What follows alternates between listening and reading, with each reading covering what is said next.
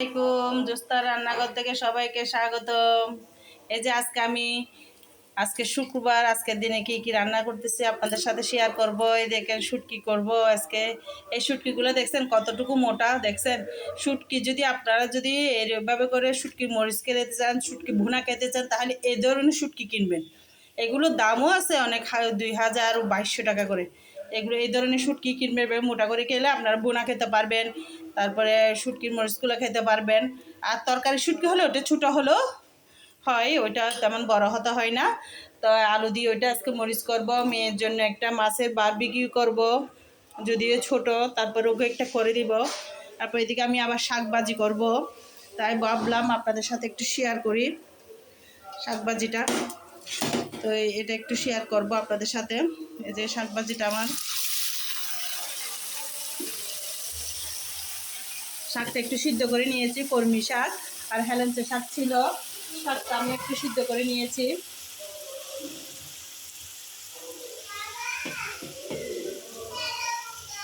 এই যে শাকটা একটু সিদ্ধ করে নিয়েছি, লবণটাও দিয়ে দিলাম। এভাবে করে শাকটা একটু ভেজে নিব। এভাবে শাকটা একটু ভেজে নিব। আমার এই শাকটা একটু ভেজে নিব। আজকে হচ্ছে বিশ্ব শ্রমিক দিবস। আসল শ্রমিক তো গড়ে থাকে, বউরা হচ্ছে আসল শ্রমিক। তাদের ন্যায্য মূল্য নাই, তাদের কোনো ইয়া নাই, আশা ভরসা নাই, তাদের দাবি দাবা পূরণ করা হয় না। বউরা সারা জীবনে শ্রমিকের মতো খেটে যায়। আসলে আসলে মেয়েরা অনেক অবহেলিত।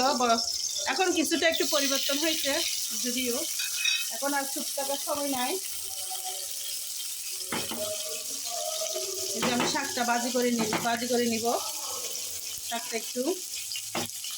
শাকটা এভাবে করে ভাজি করে নিয়েছি, দেখেন। একটু সিদ্ধ করে এভাবে করে ভাজি করে নিলে তেলটাও আপনার কম লাগবে। তার মধ্যে আমি এদিকে বসিয়ে দিলাম চুরি শুটকি মরিচগুলো, পেঁয়াজটা একটু ভেজে নিব। আমাদের শ্রমিক দিবস আজকে হচ্ছে 1 মে, বিশ্ব শ্রমিক দিবস।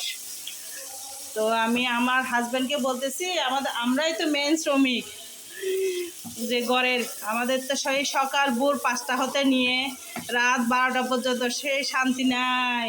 মহিলাদের কোনো শান্তি নেই, মহিলাদের ন্যায্য পারিশ্রমিকে দেওয়া হয় না। এই দিবস করে লাভ কি? কত দিবস যায় দিবস আসে, কিন্তু ন্যায্য মূল্য কেউ পায় না। আপনারা কার কার এই ধরনের সমস্যা একটু জানিয়েন। আসলে সবার ঘরে কিন্তু এরকম সমস্যা থাকে না।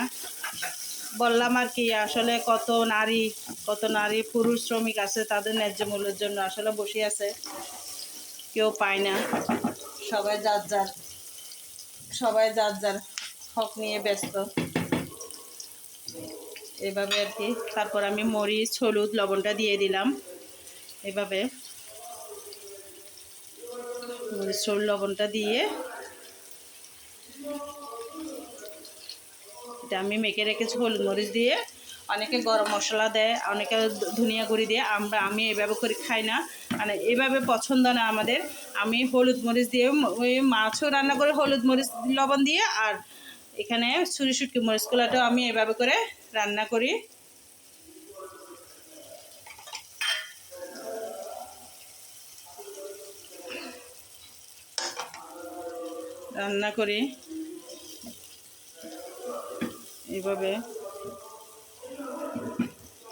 এভাবে কে কে শুটকি মরিচ রান্না করেন আমাকে কমেন্টে জানাইয়েন।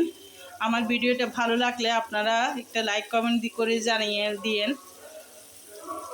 এই শুটকি মরিচগুলো রান্না করলে আমার ছেলের কথা মনে পড়ে যায়। ছেলেটা আমার এগুলোর জন্য বেশি পাগল হয়ে যায়। এটা যদি রান্না করে আমার ছেলেকে, আপনি খুরমা পোলাও খাও, ওইটা খাবে না, সে আমার এটাই খাবে। আমার ছেলেটা, আপনাদেরকে তো বলছিলাম ছেলে নাই, ছেলে বাইরে থাকে, পড়াশোনা করে ছেলে। একটু ছেলের জন্য সবাই দোয়া করবেন, যেন তাকে পরিপূর্ণ একজন সৎ মানুষ হিসেবে আমি গড়ে তুলতে পারি। এই দেখেন কত সুন্দর হয়ে, মাশাল্লাহ। এভাবে যখন তেল ছেড়ে দেবে, মশলাটা ভালো করে কষিয়ে নেবেন। আমি আগেও বলেছিলাম, মশলা যত কষাবেন রান্নার মজা তত বের হবে। এই যে এই দেখেন তেলটা যখন ছেড়ে লাল লাল হয়ে গেছে মরিচটা, তখন আপনি আর আলুগুলো দিয়ে দিবেন। শুটকিটা এখন দিব না, আমি শুটকিটা একটু পরে দিব। আমি আগে আলুটা একটু কষিয়ে ফেলবো, কারণ শুটকিটা যদি ভেঙে যায় শুটকিকে কোনো মজা নেই। শুটকিটা একটা একটা পুরো থাকতে হয়, থাকলে ভালো লাগে, দেখতেও ভালো লাগে। এই যে আমি আলুটা একটু কষিয়ে নিলি, যে আলুটা একটু কষিয়ে নিচ্ছি এভাবে এভাবে আলুটা কষিয়ে নিচ্ছি। একটু কষিয়ে হালকা যদি একটু নরম হয়ে ওঠে, তারপর আমি শুটকিটা দিব এখানে।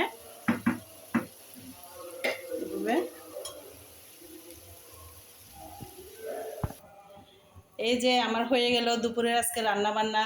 শাকভাজি করলাম, এই যে শাকভাজির সাথে বোম্বাই মরিচ আছে, আবার এদিকে একটু মরিচ ভর্তা আছে। এই যে চুরি শুটকি মরিচগুলো দেখছে মাশাল্লাহ কত। এখানে অনেকে এই টমেটো দেয়, কিন্তু আমি টমেটো তো দিই না। তার এরপরে আমি টমেটো যদি, তবে আপনাদেরকে একটা সুন্দর একটা গোপনীয় একটা টিপস শিখে দিই। যে কোনো রান্না নামিয়ে তারপর ধনেপাতা দিবেন, এই ধনেপাতা দিবেন। এই যে আমি ধনেপাতাটা দিয়ে দিচ্ছি। চুলার উপর ধনেপাতা দিবেন না, তরকারিটা নামিয়ে তারপর ধনেপাতা। এটা হচ্ছে আমার একটা টিপস, এটা দেখিয়েন আপনারা রান্নার স্বাদটা কত সুন্দর হয়। দেখছেন আমার, এই যে আমার মেয়ের জন্য একটা মাছের বারবিকিউ করলাম, একটু একটু দেখলাম। এদিকে আছে আজকে দুপুরে রান্না বান্না, আর এদিকে হচ্ছে যে আমার সাদা ভাত হয়ে যাচ্ছে। আজকে এই পর্যন্ত, সবাই ভালো থাকবেন, আল্লাহ হাফেজ।